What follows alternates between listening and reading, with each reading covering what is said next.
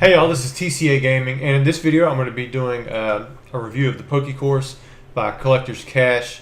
And I think you guys, many of you probably saw the Truth Bomb video from Z&G, and many of you who are on E4, you probably talked about it already.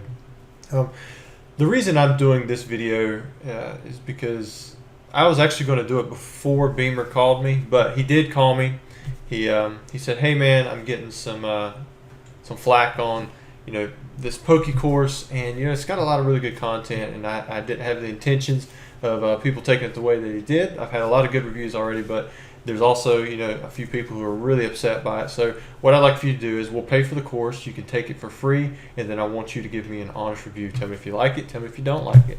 And like I said, I was actually already going to do it anyways because I have the email, or I have the original email that was sent out where I was like, "This is wild. After 20 years, I finally found a way to sell." It was something like that. And Beamer, I've actually got a lot of history with him. I've got a lot of history with Collector's Cash. And so before I get too deep into actually doing a review of this course, I'm actually going to go over some of that stuff because back in the day, I'll tell you what, when I was still buying and selling, very new to this stuff, there was really only two places that you could get mint cards. Collector's Cash was actually one of them, and then the other one was like Professor Oak's cards. I'm not sure if he still sells. I'm pretty sure he still does codes, but that's where like people went. That's where you want to get mint cards. Like Troll and Toad, everybody knows they're pretty lax on their near mint condition, which has gotten better over the years, ironically, even though a lot of the majority of other people on eBay and everywhere else has actually went downhill in my opinion. But Collector's Cash was always really good about the condition of the cards, and you can count on them for good customer service. Not only that, they were the people that I bought my base first edition box off of. The very first one that I opened up, and I opened it up on YouTube, and it's my biggest YouTube video that I've ever had, like 1.5 million views or something like that. I bought it from them because they were reputable. Even back then, everyone knew this is a place where if you bought the stuff, they stand behind everything that they sell.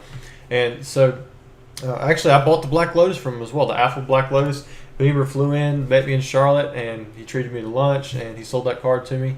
So he's actually done really right by me, over the years, not just like once or twice. I'm talking like probably a decade or so of business that I've done with him. He's even given me stuff for free before that I didn't ask for free. In fact, I reached out to him and was like, "Hey, this is what I'll pay for these items. Will you sell it to me?" And then he actually goes and talks with some of the people that work there, and he comes back and is like, "Hey, we're going to give it to you for free because you've always done right by us, and we like the good business. And whether you guys know it or not, some of that stuff has been gifted free to you as well. It was passed along. So, like I said, whether you know it or not, you're actually getting some free stuff from Collector's Cash, or you have over the years. And he's always been fair by me. And I thought that this PokeCourse deserved a fair shake, so that's what I did. I went through and I actually watched every single video. Every minute. Some of it was in double time, but I watched all of them because it seemed like a really fair price for 30 videos. And I think a lot of people have thought about doing this, just nobody actually has went ahead and went through with it, and they did. Now, the reason they got a lot of, I guess, bad press there in the beginning was because of there was a page. I didn't see this page until I because I'd read through on E4 where people were talking about it, but I never went and looked at this other page that they were talking about. And I'm going to show you, I'm going to just briefly go over it because I think it's been hammered out enough. But I think the reason a lot of people were kind of disgusted with the way it was presented was because of how it was presented on the website through this link where you can see right here. So it starts off, "Finally, a simple video-based guide that shows you step-by-step how to make big money with Pokemon cards. Collect them, flip them, or become a long-term investor." And, at the top says brand new from Logan Paul's Pokemon Guide. We've heard that before from like Collectibles Guru, so maybe people were making that association. So I don't even know if, Beamer knows who that guy is, but, he was the ones, claiming he was Logan Paul's go-to guy, and everybody hammered him for that. And there was a lot of stuff that that with that image brought down, I think, Logan Paul even as well, and because of the way it was just presented only as his cash grab. And I think a lot of this talks about money, so much money, and talking about hustling, step-by-step guides. You can read through this page. I'm not going to hash it all out, but I think the problem is right here Beamer, if you're watching this, you oversold it. Like, you way oversold it. Like, I don't think you had to go into all of this. You didn't have to go into super in depth, because the people who've done business with you, like, we already know that the Collector's Cash is a reputable business. You're trusted. People personally know you. I think they have had great experiences at Collector's Cash. I mean, you've got your own store. You've got you've got big leagues and tournaments, and then you've got your eBay store. So I don't think you had to oversell yourself with this. And I realize Logan Paul being attached to it, that's a good thing. But I don't think you had to plaster it, every section that's down in here. And to me, I think that's where you turned off a lot of the seasoned collectors, the ones who already knew that you were great. Now, I realize a lot of this is probably going to be geared more towards the newer seller, the people who really don't know how to do things. And that's what I want to go over. That's the meat of the stuff that I want to go over this course, because I'm going to say this. I actually believe that your course is worth the $30. In fact, I think it's probably worth more than $30, and you got a lot of good information in there. It may not be so beneficial for people who have been around in the hobby for a long time. So, I get where it doesn't appeal to them as much. But even still, there's some pretty good seasoned information that you give out here that is actually really good advice. And it's actually stuff that I'm going over with my nephew even now, and I'll get into more of that here in a little bit. So I'm actually going to log into the PokeCourse and let you guys kind of see what we have here. I'm not going to play much of the video stuff, because I didn't timestamp any of the notes that I took. Alright, so you log into your PokeCourse dashboard, and there are 30 lessons. And you can see right here, these are all crossed off because I've watched all of them. And it's pretty simple to go through. I guess I didn't cross off the last one, but the My Biggest Mistakes one was actually pretty nice. But just to give you an idea of the way it works, you click on the introduction one, and the video pops up right there. It's super easy. It took time and money to set this up. It took time and money to put together a course, put it in an order that makes sense and introduces people.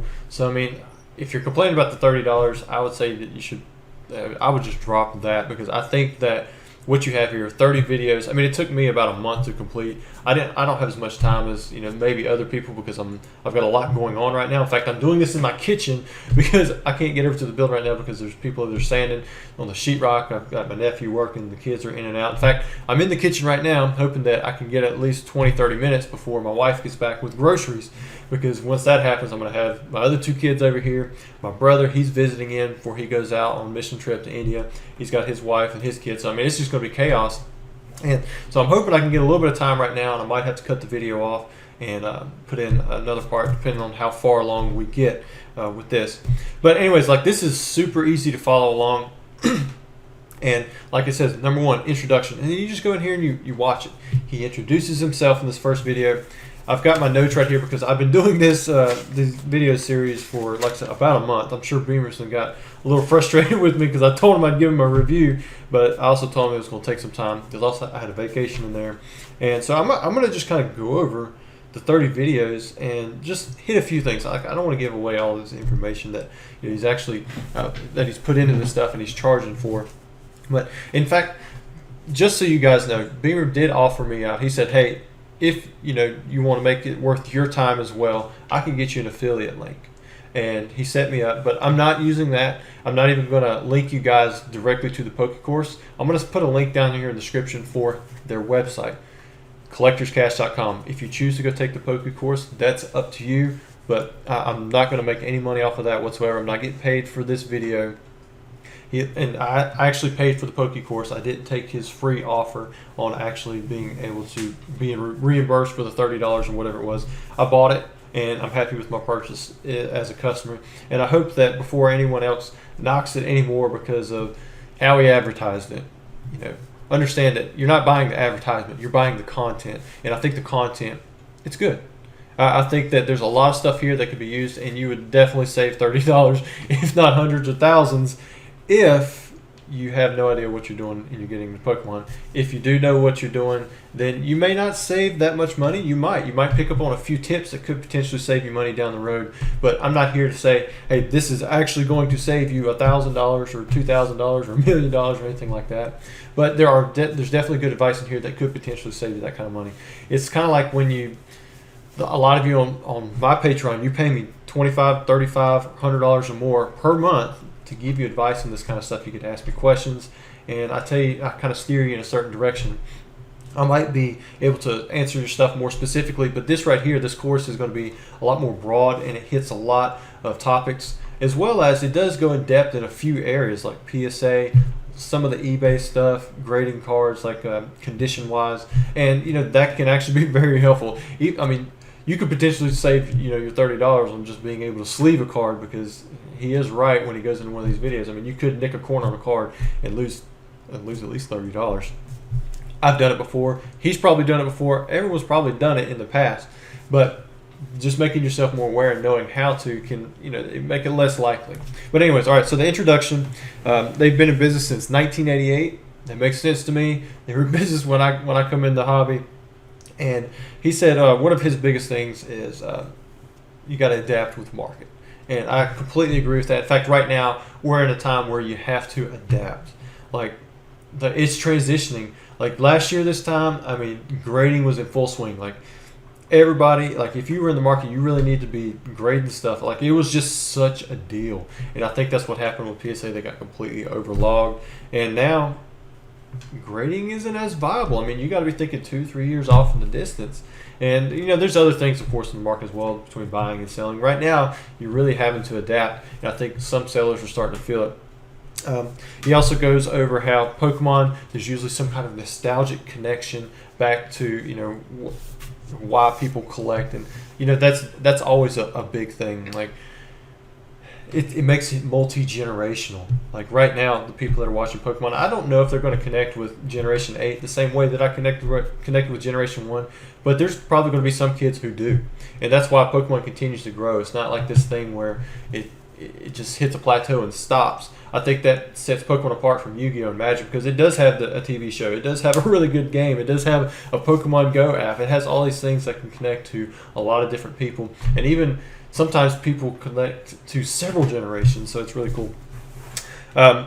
He goes over condition kind of briefly, does a Charizard 5, 6, 7, kind of what near mint is, and that's the gist of some of the main points that I wrote down for the first video. But for overall, it's an introduction into what Pokemon is and why it's big and why it will continue to be big. 2, it goes over the background of Pokemon. I really enjoyed this video.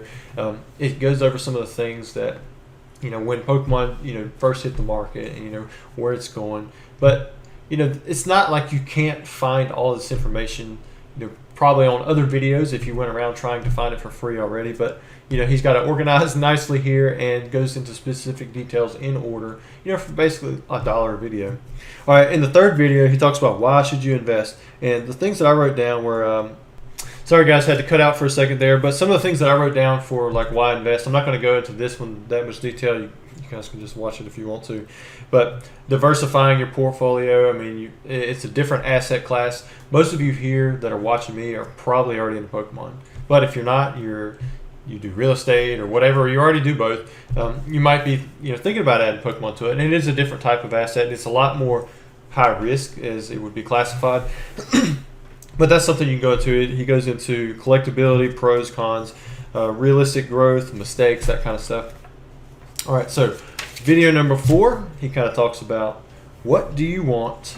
And he actually, one of the things that I like that he emphasized was the playability of a card. This is something that a lot of people who collect don't really, they may not have their ear to the ground about. And I really had I learned some mistakes with the playability of a card and how it's worth money when I had a shop open, and when I started running more hard with the newer products and I was breaking the boxes. I was really hustling to get those singles, because Shaman EX, people use this one all the time. It was a $10, $20 card. There was a $40 card. There was a $50 card. There was a $70 card. It even got close, started flirting with $100. Reprint happened. and just tanked right back down. Even now, people still can technically play the card, and the World Championship cards are worth a little bit of money, but it's nothing what it used to be. And that market is really based completely on its playability, not the fact that people like Shaman, not that it's a collectible artwork or that it's really rare or anything like that. So he emphasized, the playability part, and there's other things in there too that you could want. Number 5, he goes over the different types of Pokemon cards, and I don't really have a lot to say about that one. Number 6, then he talks about real versus fake cards, and I stopped the video right here and I called him about a few things because he goes over a pretty good area of real versus fake, like a broad area of like information, and for the most part all of it was correct. There was a few things that I had a little bit of a problem with, like the blue black graphite layer. He didn't really mention that. Again, that doesn't always work, but a lot of times it works for the light test. Like you can hold a card up to a light bulb and you can tell the big difference between a fake and a real card, especially for English stock. Japanese stock, Japanese fakes aren't as big of an issue in my opinion, other than maybe like trophies. The English stuff is where it gets printed into the ground. I think a few of the things I told him you could look at were size as well. Sometimes you can hold a card in a deck of other cards are real, and you can feel just a slight difference for ones that are fake. But what I called him about was when he talks about first edition being only on Shadowless base, or like if you have first edition base, it's only for Shadowless. That's true for English, but it's also not the case for non-English first edition base set. So he was going with the in general type emphasis for first edition base set, but he didn't specify that it was only for English. So I think I would stress that if I was looking at this video again, or if I was trying to teach it to people who don't know what they're talking about, or they don't know what they're looking at. Because if you get like a first edition Blastoise and it has a shadow and it's from base set, they're like, oh, it's fake. But if it's a Japanese, or if it's a French one, or it's one that has a first edition stamp that's not English, it actually got to have that shadow. So it is a real card, but you might think it's fake because of what was said here. But in general, if you're a newbie, you're not going to be dealing with these cards anyways. But if you do come across them, and I want to say for this video in particular is for English. Now, also, I don't think he mentioned the exception, which is Machamp. Basically, every Machamp from base set has a first edition stamp except for the Trainer Deck A, and there's also a few artworks that aren't from base set, like from Legendary Collection, that are limited. But if you have that Machamp artwork and it's from base set, it can be shadowless, or it could also not be shadowless. And there's actually way more not shadowless. In fact, from what I remember, I don't know that this number is true, but if I remember correctly, it used to be stated that the Machamp was the most printed Pokemon card basically of all time. And I don't know how that's shifted over the years or with the promos, but back in the day, I heard that thrown around. So there's a lot of shadowed first edition base set Machamps. All right, number 7, types of rarity. He goes over different types of hollows. I think he actually goes through and talks about the parallel hollow. He doesn't mention the word parallel, but that is a different type of hollow. So sometimes when people go through and they see reverse hollows, there's some EX series that the reverse hollow is really a parallel hollow, where it has a hollow in the picture like a regular card, but it has a stamp on it. I keep flipping through, but I had like the bigger numbers on the backside. I'm going through all these. I'm going to let you guys take it for what you want. I'm going to try to hit on the things that I believe are really good points along the way. All right, so on number 8, he goes over Pokemon sets. He goes over what WotC is. And I tell you, this is actually important because WOTC, it stands for Wizards of the Coast. A lot of people don't realize that. And then when they hear WotC, they're like, what? For years, I had no idea what people were talking about when they mentioned WotC, because I just didn't say acronyms. In fact, I'm still really bad when they text me something that's like GFB, and I'm like, what? I don't understand. Like, I don't comprehend. Like, I don't even know if that's an acronym that people use. But he goes through the history of WotC, and I'll be honest with you, video number 8 it's actually a really nice video, very well edited. It's a lot more quality than you guys would see from me, as you can tell probably from this video. We're in my kitchen. It's probably echoing bad. The light's probably bad. All right. 9, he goes through reprints, and I think he forgot one of the reprints. There was a Pikachu from base set that was reprinted in Rising Rivals, and but other than that, that's just like a little nitpick point that I would add in there. But overall, he's got some good information there on the reprints. Video number 10, he goes over the promos, and I think he does a great job of showing a variety of them. 11, conditions part 1, he specifies excellent is not excellent, which is another good point, because a lot of people, they hear excellent and that's better than good, that's better than great, but I guess it's still technically better than good, because good is like a PSA 2, but it's perceived as like a really strong positive thing, but really it's like a 5 out of 10. And he talks about how centering is a factor, which, I don't like factoring centering, but a lot of people do. In fact, I mean, it does throw off the appeal on the front. The back isn't that big of an issue. I believe with places like PSA, it can be more of an issue than some of the newer companies. And with BGS, it's like a huge issue. But centering definitely can throw off the grade. But what before I keep going, like, it might sound like I'm going over these things, really quickly. It's probably because I am, but I'm forgetting to emphasize the part that this is stuff that a lot of people don't really just know. Like, we know it as collectors because we've been in it for so long. But, like, I'm working personally with my nephew right now, and I'm telling you now, people don't know what near mint is. They don't know what excellent is. Whoever bought that Shining Mew for near mint condition, he had to message them. I told him, you need to give this guy a discount, or you need to relist it and cancel it, because there's a little ding on that surface. You really got to flash these cards in the light, because a ding can take a card from a 10 to a 5. And it's no longer near mint, and it's no longer that $400 dollar price tag that you just got for it. And people, I think us as collectors, we just assume that people know these terms. People know what WotC is. People know what near mint is. People know how to create an invoice on PayPal. People know how to actually ship from PayPal when someone buys a card from them, or even just go directly there and ship manually. I mean, these are things that you pick up over time, and it takes a lot of back and forth learning and making mistakes. A lot of this stuff is the things that he's going over, and so I think that this course, it does take the level down, but it's where it's supposed to be, because a lot of this information I literally have to go through. Even on Patreon, I make guides and I tell them step by step what to do for some of these simple things, and I don't want anyone on here who doesn't know how to do these things to feel like they're isolated. I'm the only person who doesn't know how to do this. I feel dumb for not being able to know how to do it, because it's the majority of people.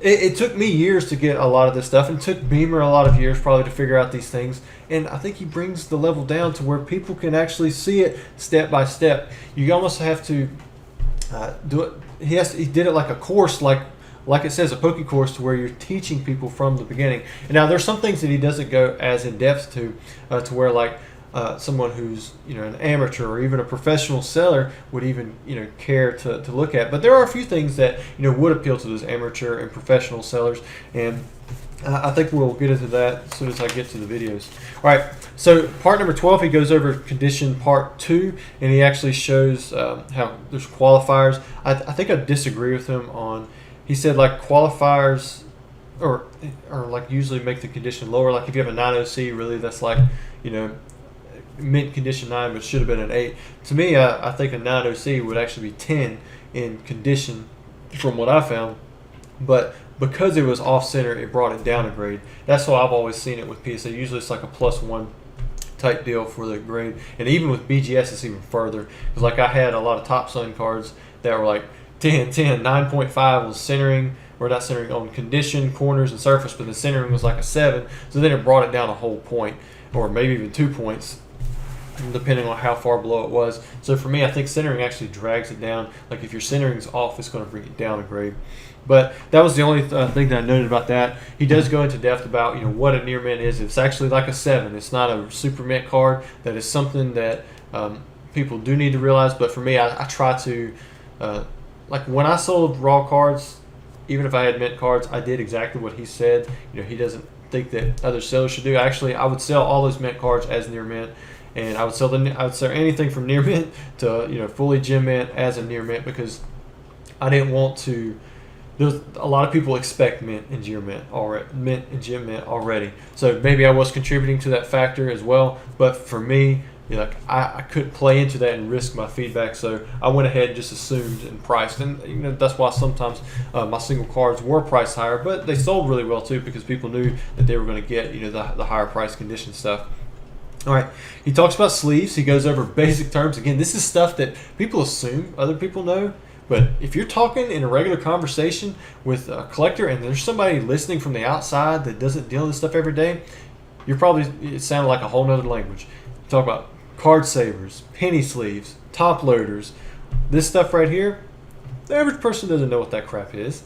So you have to get these terms down, and then after you use it 100 times, yeah, it might be ingrained in your brain, and you're talking with your wife about it. She's just like, nodding her head. But this is stuff that people have no idea what to look up on eBay, what the name of it is, and so you got to go over this stuff. So he went over it. He goes over penny sleeves. He goes over how to handle them, put them in top loaders. For me, I personally like to, instead of like with a top loader, when I did those, I don't actually like to pop the bottom. Actually, I just pinch the sides a little bit, and then I use one finger to pull back and then just pull it in and out. And I never had a problem with that. But again, this is also something I had. My wife's dad, he worked for me for a little bit, and I tell you, most people can't do that. They stick their finger in there and they're just like chipping the card, and that's where you can lose some of that extra money we were talking about there at the beginning. As soon as you damage that card with your fingernail or whatever, you got this big white dot. It goes from, it's never going to get to end now. All right, the next up, how to grade. This was a really nice, well-done video, very in-depth. If you want to, he shows PSA and Beckett, very easy to follow. And again, if you know how to do this, whatever. But I'll tell you now, PSA is pretty simple to follow along, but Beckett, man, that site is a train wreck, and a lot of times it's tough to figure out, even for people who know how to do it.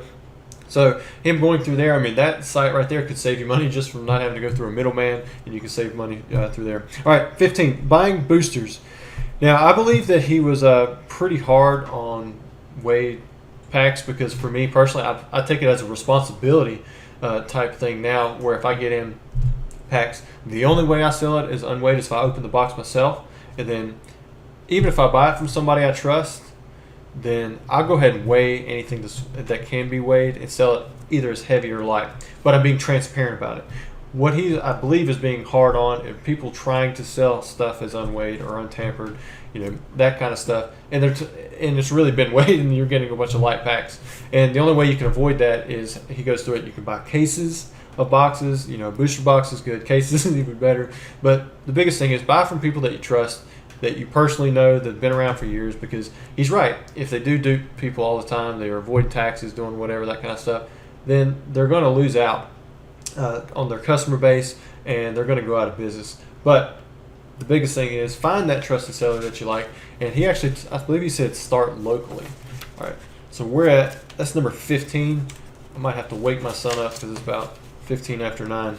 But I look forward to starting back in on this for video number 16, and hopefully this won't be super long. Maybe I'll break it up in 2 videos on YouTube. But anyways, I'm going through this stuff, and I'm hoping I'm not giving away too much of the information that he didn't want me to go into, but I'm going over some of this information so that you guys know that he is giving you a good meaty amount of information in each one of these videos that can be very beneficial. And it's not, even if it's really simple stuff that people think, oh duh, it's not a duh for the most people. For most people who are trying to get in, for most people who are trying to get in and sell Pokemon, who have no idea what they're doing. Like, these are things that you have to know, and it can really save you some time if you actually know what you're talking about and what you're doing in the direction that you're heading. But I'm going to come back and get you in another video. All right, so I'm back. We're going to look at basically the second half of the PokeCourse, number 16 through 30. And there's some pretty good stuff in here that I think you guys, even I've benefited from some of them for a little bit. So like in the 16th one, they actually go over base first edition, Shadowless, and base unlimited. And I think understanding what Shadowless is a pretty big key for Pokemon, because base set's what started it all, and a lot of people struggle with it. Like, anytime that I've had somebody work for me, other than one person, I've had to explain what Shadowless is. He calls them 99 cards or whatever, but Shadowless, that incorporates both first edition and unlimited. And unlimited Shadowless is not so clear cut to a lot of people because it's a term that really was coined. I assume it was by Gary. He said that he's the one who did that, and eventually PSA recognized it. But you have first edition, which has that nice stamp that just sits there. You know exactly what's going on. And then you have unlimited, and then you have base shadowless in there. He doesn't go over base 1999 2000, which again is another base variation, but it's one of those things that he probably didn't incorporate it because usually it's not a factor in the price because nobody ever sees the hollows. And then if you have non-hollows, there's really not that much of a price difference other than the Vulpix, which has the corrected HP.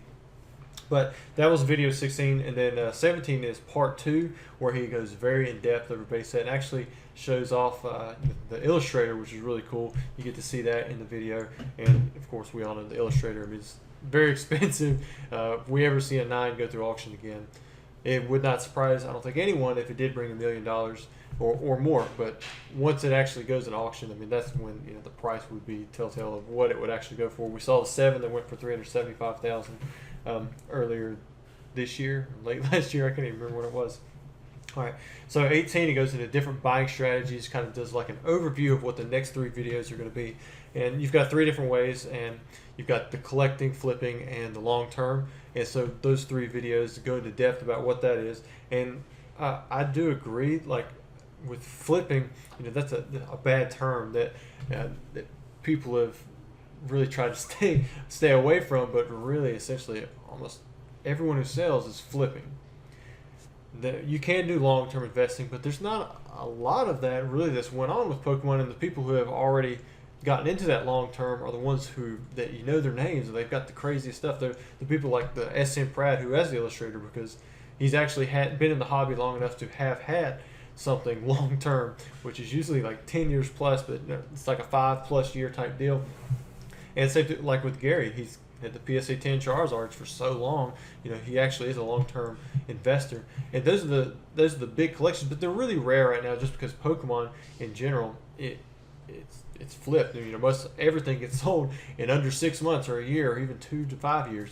So for me, flipping really, it's really not a bad term. It's just what people make the perception out to it, because of this last year and how there's a lot of people who get into scalping or whatever you want to call it. But at the end of the day, it's just it's a hustle. Like, people are getting in there, they're buying stuff, and they're trying to resell it. Everyone's trying to do it. It's just sometimes people get mad because someone else does it better, or they wake up earlier and go to Target and they're waiting outside the line when you want to be there, for your kid to buy some stuff. And that's where it kind of conflicts with like the collecting or the playability aspect of it, because people are playing necessarily don't care about the price unless it costs them more money.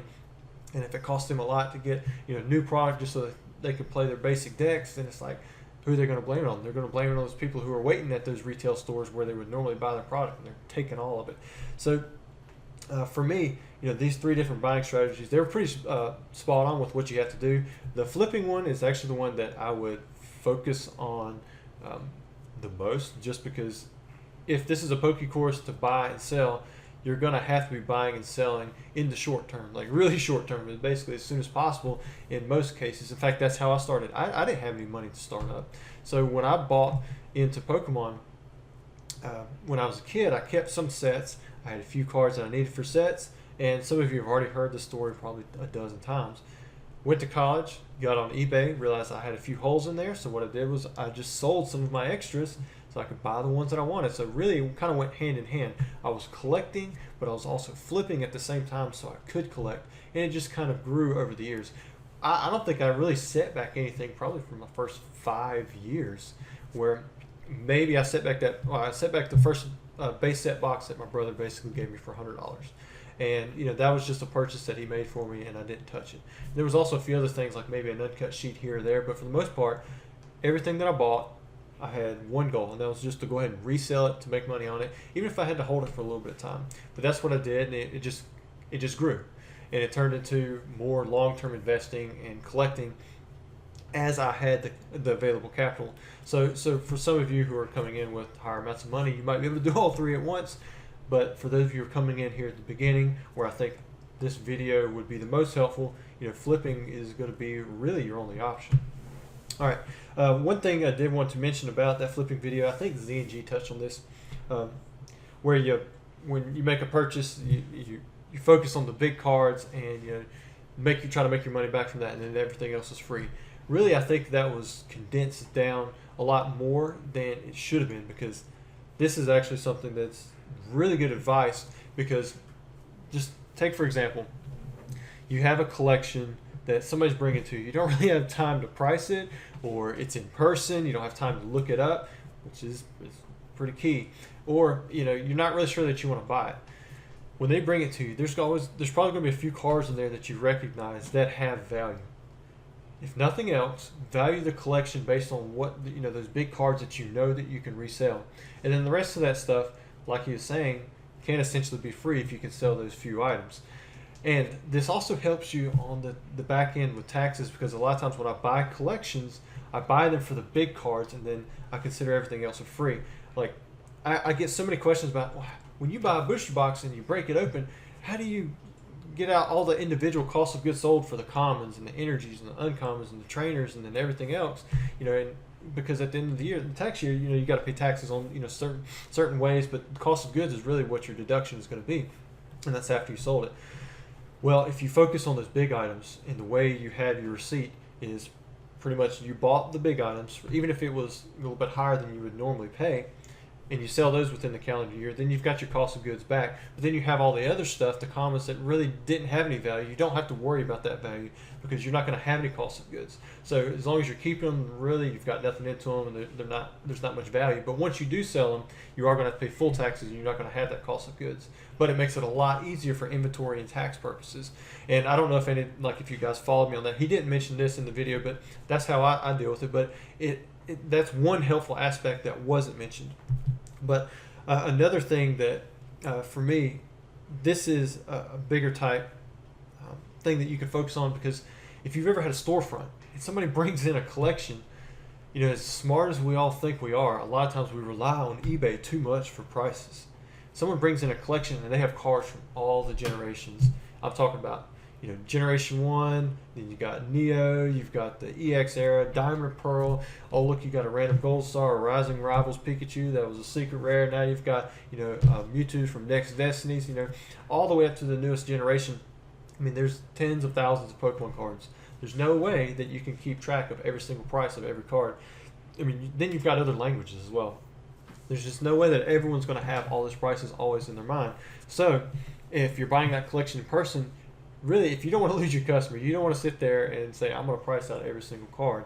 You're going to price the best stuff that you know that you can resell. And you might have to pay a little bit extra based on everything else you see. And you might have a general idea how much extra you can pay for those items. But then you can give them a price right then and there. And it also keeps them from going back and pricing out each individual card, because they probably didn't do that in the first place. And that's why they want to sell it. But if you want to keep that sale, a lot of times if you keep it simple, and you just price it at what you know that you can make at a price where you can make your money back, then you can get that sale. And there's a lot of other costs that go into selling that's not just incorporated in the actual cost of the item, but you've got overhead from all of the utilities, you've got taxes, you have for them they've got employees that they have to pay, and then they have to pay the taxes on their employees, and they have to match their Social Security, and there's all kinds of insurances and light bills. There's a lot of stuff that goes into it, so you have to leave yourself that margin. All right, so I'll stop on the different buying strategies. I'll skip down to what's the next one. The next video is 22, and he goes over how and where to sell, part 1, and he actually goes into eBay. eBay is one of the best places to sell. I mean, of course, if you have your own website, you can do that kind of stuff. Talks about getting a good user ID, actually registering as a business. And he goes into lots of different costs, some of that stuff that I was talking about there, and how you need supplies. You got to have supply inventory. You got to manage your space. There's a lot of things that go into businesses that people don't realize and try to factor in. But these are all things that you have to think about when you're going into business. And then in part 2 in the next video, he actually goes very in depth in how to create an account and how to start setting up, how to sell. And again, this is stuff that's not immediately recognizable or just apparent to anyone who's jumping into the hobby. I just did this with my nephew. I mean, some of the stuff, you really, you take for granted that the fact that you actually know this stuff because you've been doing it for years. But selling on eBay is way different than what it used to be. Like I had to go through different processes with my nephew Trey just to be able to get him set up. And even now, like he had to get his limits raised. I mean, we didn't used to have that. I mean, you could sell more than 250 items. Like as soon as you hit that 250 mark, they're like, you're done. You can't list anything else. And it's like, okay, well, let's go ahead and make a calling about that because the online links wouldn't allow it. And then you had to register as a business and you had to have all these things in place. And this is stuff that you need to know, but you may not necessarily realize that you need to know it now because things change over time. All right, next up in video 24, he talks about how you can make complete sets. This is just another way that you can diversify how you're selling a product. You know, maybe you have a lot of cards from Guardians Rising that aren't selling, or say an easier set like Shining Legends that's smaller, or something even smaller like a Double Crisis set where you can't sell the individual cards, but you have people out there who want one of every type. So you make a complete set. He goes into talking about how you can make complete sets, what it is, and I think this is also important because you can add different customers to your basis for who you're selling to. All right, and next up to 25, he talks about the top 10 Pokemon to know. And I'll tell you what, he gets a lot of good ones. There's a few that I probably would disagree with. I'm going to talk about those here in a minute. But one thing that I'm going to mention here that he goes over that you may not be factoring in, because this is something that does play a factor when you're in a retail store. He's not just talking about selling single cards. He's also talking about toys. He's talking about Pokemon that are iconic through the shows. And he's talking about stuff like, I think they do jewelry as well. So it's not just the biggest Pokemon card that you want to resell. Sometimes with plushies or with toys or things like that, or deck sleeves, you gotta have ones that are more popular and iconic to the card show. Well, not to the card show, but to the actual TV show. And the ones that I would say I would have taken out were probably Zapdos, Alakazam, and Meowth. Now he did stick strictly to Generation 1. If you had incorporated more than Generation 1, I probably would have thrown in like Lugia, Ho-Oh. I definitely would have thrown a few other different ones for Generation 2 or Generation 1. But there's some other ones in Generation 2, 3, 4, Rayquaza, that kind of stuff. But I think maybe he was condensing it to Generation 1, even though he didn't say that. Because the Meowth would be the one that I would have took out first, because not all Meowth cards are expensive. In fact, there aren't very many that are, but sometimes you can make extra money off of them. And what he's probably going off of, if you're sifting through bulk and you see a Meowth from Jungle, go ahead and pull it out. It's probably not going to be regular bulk. Pull a Meowth out from another set, and you'll probably sell some of those and get some traction with it in a sale on eBay. But that's going to be something that you're going to see on people's earrings because it's iconic towards Team Rocket.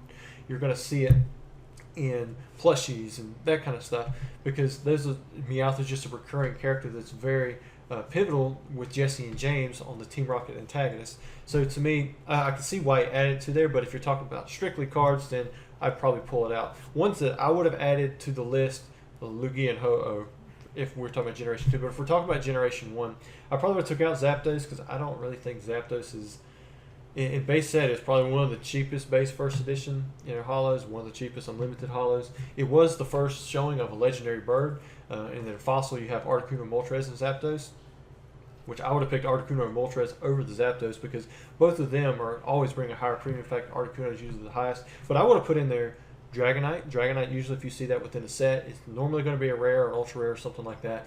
But it's also a Pokemon that people connect with a lot. And then Snorlax. Snorlax is pretty iconic as well. Block the Pokemon Road. It's a beast. And you do see it in plushies and oversized things like that. So I think Snorlax would have been a good addition. And then possibly Gengar as well. I think there's a lot of fans out there for Gengar. Not as iconic as something like the Snorlax or even the Meowth. However, Snorlax, but Gengar cards are usually more rare. And the Alakazam is still a pretty good pick, but I probably would have chosen, for me personally, Gengar over the Alakazam. Alakazam didn't get as much love over the generations because of what happened with Yuri Geller and Kadabra. And so you can't have Alakazam without evolving from Kadabra unless he's a basic Pokemon, which we saw reintroduced with the capital EX cards. And I think that's been released. So who knows? Maybe we're going to see more Alakazam cards now. All right, and I'm not going to go through the other 7, but he hit the ones that we would all pretty much agree with, I think, with the other 7. All right, so in the next video, let me go. Oh, something I didn't. He touches on this. So Pikachu can't retire. So like with Pokemon, it's not like sports. You know, Pikachu can't go and do steroids or something, and now everybody wants to burn their Pikachu jerseys and their Pikachu cards. You know, with sports that can happen, but with Pokemon you can't. So it's a pretty safe bet when it comes to like the cards themselves. Whereas that's something you got to worry about with sports. You know, a lot of times, not a lot of times, in the past it has happened where that kind of stuff happens. Like, I don't know much about baseball, but I know Mark McGwire broke a record back, I believe, in '98, and then something come out about him doing steroids, and I don't think I ever see any of his cards going for a lot of money. So I don't know, how all that works with sport cards, but I know that Charizard can't be, caught saying a racist joke or something like that, and now he's done for. All the Charizard cards are gone. Unless the show comes out and does something like Pokemon itself does something that's just blatantly, against the world. I think you're going to be, most Pokemon cards are going to be a safe bet. All right, so 26. He goes over English versus foreign. I probably would have used like non-English, because if you're in Japan, then foreign is going to be English. So for me, but we all know what he means. Basically, non-English cards. And he talks about how, like, sometimes they can be different. The back sides are different. There's, like, you got the new back, you got the old back. Sometimes they have different rarities. Like the Here Comes Team Rocket has a white star in Team Rocket, but it's actually like a secret rare, versus on the English side, it's just a regular black star rare. But white star rares on the English side, like I think he goes over a Murkrow or something like that. It's like they just did it because the card's black, and so that it come out so you can actually see it. They changed it to a white star. And, that's basically the gist of that. He goes over some more information about it. 27, he says how to predict which cards will be hot. And probably he goes over a few different things, but talks about where you should focus, like Japan, talking about playability and different things. Like, at the beginning, you want to sell the stuff as fast as you can. This is all information that, again, people aren't going to immediately know. So I think that there's some good information here, and I'm not trying to give away all of the information that he put in these videos, but these are some of the tips that I picked up on that I was like, yeah, I completely agree. And I think that this is essential information for people to know that are getting into the course. So, like, I know this whole video I'm trying to defend that the PokeCourse is a good deal for the $30. And, you have a lot of people who don't really like it because of the way it was presented. But the information, the meat, what you're actually buying, to me, that it's good information. All right, he goes over miscuts and errors and goes into a lot of information there. And it's kind of like the opposite of sports. Sports, this is a bad thing, but in Pokemon, this is a good thing. You want to have a card that's been miscut or has a square cut corner, and maybe it's not always the case. Like if you had a first edition Charizard you just pulled out of a box, like ironically, like I did from Collector Cash's box that had that little line across it, drops it all the way down to a 7. There's no way it's ever going to get a 10. But a lot of times it does really increase the value, especially of a card that's just never going to get graded a common or something like that, or if it has like an iconic Pokemon on it, like Eevee, Pikachu, Charizard, something like that. He talks about in the next video, where should you buy? We went over this a little bit. Buy locally, buy from reputable sellers. This is very key. I think that if you're paying an extra 10% to know for sure that you're not getting ripped off, that you're getting good quality product, that especially if you're investing long term, that's the way to go. Like, just go for it. Know that they're paying their taxes reputably. They're putting into the system. They're doing it in a legit way that benefits not only you, but society as well. Then go for it. Like, don't worry about paying a friends and family payment with no protection to a random IG seller that's not paying their taxes, because then you're just supporting that part of the system. And if everybody did that, then we wouldn't have roads. We wouldn't have electricity flowing through us with all these energy saving options from Duke, where they're like, oh, we'll give you free bulbs because we got this grant or whatever, or we wouldn't have protection from the military. I mean, there's so many things that your taxes go to, whether you agree with it or not. That stuff is kind of what runs America and keeps us like a free type deal, whereas you don't have that everywhere. So support the places that are doing it right, doing it legally, because at the end of the day, if you don't, and if everybody starts going that PayPal friends and family way, I mean, you're not going to be able to stick with that guy for too long anyways, because they're probably going to end up going out of business, or they're going to go on to the next new hot thing. But buy from a place that is good business. And I'm not saying that just so that you shop from me or just shop from them, but I am telling you that, I mean, they're a reputable place and they'll take care of you. But when you do run into that problem because the package got lost or it got damaged in mail, you're not going to have protection. where if you buy from someplace reputably and you pay a protected way, you've got both protection and you've got customer service. And it's worth that extra little bit that you're going to have to pay. And then finally, the last video, I think I've got it on the last page here, he talks about his biggest mistakes. And I'm going to say that I like he gives 5 big mistakes, and I like all of them. I'm not going to go into it at this point. If you've watched this whole video and you don't think this other stuff is information that you want, like I've got them written down right here, but I'm not actually going to go into depth about them because it's good information. And if you really want to see this, then go take the course or whatever. But for me, overall, I think this is one of my favorite videos because it talks about the pitfalls and lets you know that they didn't do it completely right. I didn't do it completely right. I don't think anybody does. But you can cut out a lot of the shortcuts that people are trying to take, or the mistakes that people fall into by watching some of this. I'm not saying it's going to be something perfect, but it can be very helpful, and that's why I think that the PokeCourse in general is worth that $30. Again, I realize there's a lot of people who don't like it because of the way it was presented and advertised, and I do think that, Beamer, if you're listening to this, you lost probably some customers because of that. And you probably could have got a lot more if you just presented it simply and said something like, hey, I put together a 30-course program. I'm going to go over all these different things that can help you, that some of the mistakes that I've made, and it could save you some money in the long run. And just kept it simple, add on a little bit more information than what I just did. But something simple like that, I think, would have appealed to the community with Pokemon as a whole for both the short term and the long term, because this is something that you could duplicate and replicate and sell to customers years down the road. So I think this was the mistake. This right here, this page, in which I realized you got to advertise stuff. That's the way it happens. But what you're actually buying, I think, is a good product, and I believe these 30 videos are definitely worth the $30. So I hope I didn't. I realize I might make some of my viewers mad as well with the way that they, with the way you've probably already formulated your opinion. But actually, I went through and I watched every video, every minute of it, and I think it's a good deal.